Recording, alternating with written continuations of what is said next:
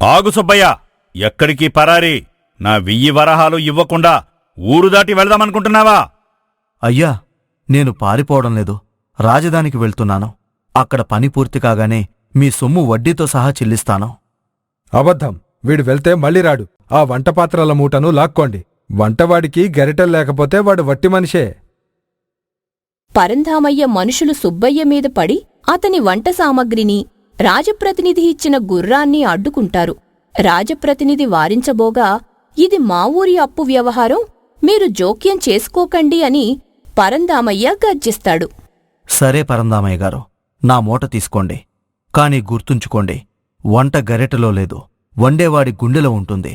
నేను కాలినడకనైనా రాజధాని చేరుకుంటాను. వెళ్ళు.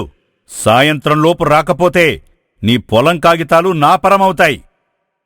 సుబ్బయ్య తన సామగ్రి లేకుండానే రాజధానికి చేరుకుంటాడు.